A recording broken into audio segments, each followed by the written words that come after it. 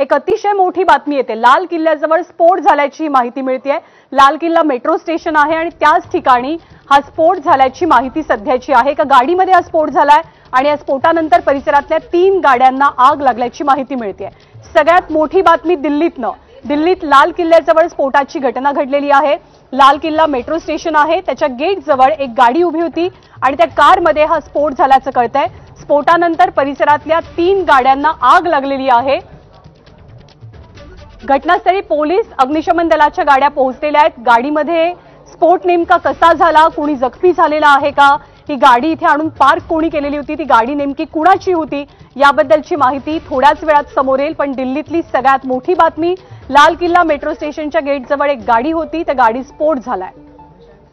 सोमेश कोलगे आपल्याला अधिक माहिती देतील। सोमेश, नेमकं घडलंय काय? लाल किल्ला हा गर्दीचा परिसर आहे आणि या परिसरामध्ये एका गाडीमध्ये स्फोट झाला असा फोन हा फायर ब्रिगेडला आलेला आहे दिल्लीच्या, आणि फायर ब्रिगेडच्या गाड्या या त्यानुसार तिथे प्रत्यक्ष घटनास्थळी आग नियंत्रणात आणण्यासाठी म्हणून रवाना झालेल्या आहेत। त्या कारमध्ये स्फोट झाल्यामुळे आजूबाजूला उभ्या असलेल्या ज्या 2-3 गाड्या होत्या त्यांनाही आग लागली आणि त्याचा परिणाम म्हणून पुढे या बाबत एक भीतीचं वातावरण संबंधित परिसरामध्ये निर्माण झालं। परंतु जी माहिती मिळते त्या माहितीनुसार या आग लागण्यामागचं कारण काय होतं ते अजून स्पष्ट झालेलं नाहीये। एका गाडीमध्ये हा स्फोट झाला आणि यामध्ये कोणी अडकलेला आहे का, गाडी जागेवरच उभी होती का, पार्किंगमध्ये होती का, याबाबतही अजून अस्पष्टता आहे। परंतु तो संपूर्ण परिसर हा प्रचंड गर्दीचा असल्यामुळे आणि तिथे खूप मोठ्या प्रमाणावर गाड्यांची गर्दी नेहमी असते आणि त्यासोबतच काही दिवसभरात झालेल्या इतर पोलीस यंत्रणांकडून झालेल्या अटक आणि घडामोडींमुळे थोडंसं संशयाचं आणि भीतीचं वातावरण आहे। पण तरी सुद्धा अग्निशमन दलाने आवाहन केलं की याविषयीची अधिकृत माहिती नेमकेपणाने आग कशामुळे लागली, त्याचं कारण काय ही दिली जाईल आणि त्याविषयीचा तपास केला जाईल। सध्या आगीवर नियंत्रण मिळवलं जातं। सोमेश, लाल किल्ल्याचा हा जो सगळा परिसर आहे, तू म्हणालास की तो वर्दळीचा परिसर आहे, सोबतच तो संवेदनशील परिसर सुद्धा आहे। सुरक्षा व्यवस्था नेमकी कशी असते या सगळ्या परिसरात? लाल किल्ला मेट्रो स्टेशनच्या जवळ संपूर्ण मेट्रोला दिल्लीमध्ये सेंट्रल इंडस्ट्रियल सिक्युरिटी फोर्सेसचे जवान स्वतः त्याचं कायम तिथे संरक्षण देत असतात। त्यासोबतच लाल किल्ला परिसरामध्ये नेहमीच पोलिसांकडून गस्त घातली जाते। लाल किल्ल्याचं स्वतंत्र पोलीस स्टेशन आहे, त्यामुळे या सगळ्या ठिकाणी कोणत्याही प्रकारचा गैरप्रकार होणं हे तितकं सहज शक्य नाहीये।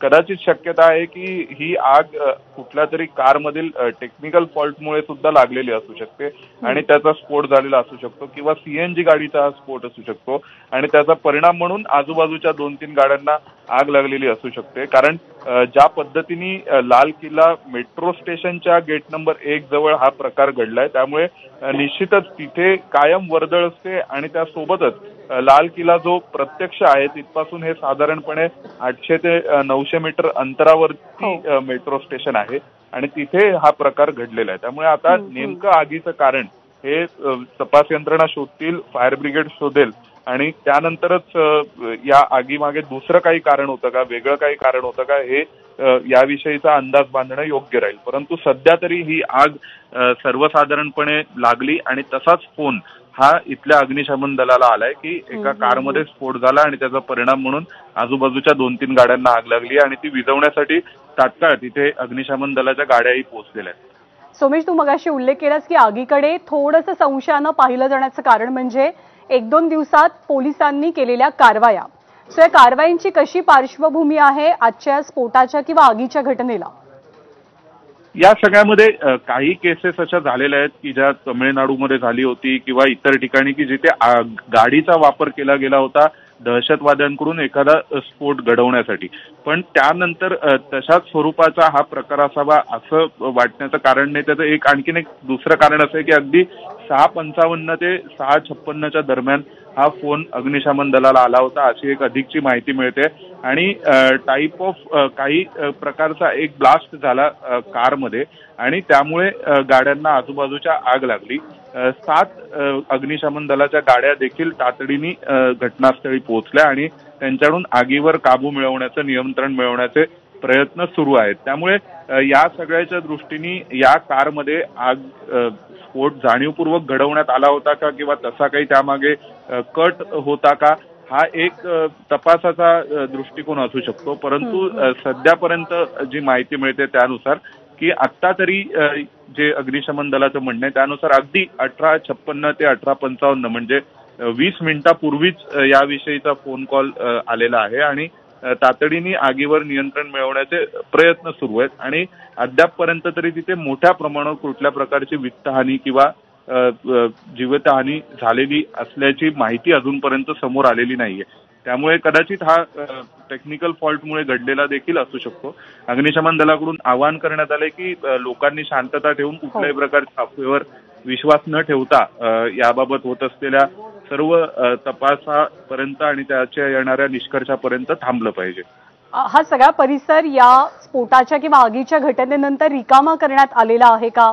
सूचना काही विशिष्ट दिल्या जात आहेत का? ही आग ज्या परिसरामध्ये लागली आहे त्या परिसरामध्ये तसं लगेच तात्काळ तिथून तो परिसर रिकामा करणं शक्य नाहीये. त्याचं कारण असं आहे की हा प्रचंड गर्दीचा आणि ज्याला पुराणी दिल्ली म्हणून ओळखलं जातं, अनेक चित्रपटांमध्ये वगैरे अनेकांनी पाहिलं असेल की ज्या पद्धतीच्या छोट्या छोट्या गल्ल्या आणि प्रचंड मोठ्या प्रमाणावर असलेली वर्दळ दाटीवाटीची वस्ती, दुकानं, हॉटेल अशा स्वरूपाचा हा परिसर आहे. त्यामुळे तिथून तातडीने सगळ्याच्या सर्व लोकांना तिथून बाजूला करणं हे लगेच शक्य होणार नाही. परंतु आता जोपर्यंत आगीवरती काबू मिळवला जात नाही तोपर्यंत संबंधित परिसरातून लोकांना बाजूला हटवलं जाईल. मेट्रोचा जो गेट नंबर 1 आहे तो हा बंदही केला जाईल कदाचित प्रवाशांसाठी आणि इतर मेट्रो स्टेशनच्या गेटमधून त्यांना ये जा करायला सांगितली जाईल.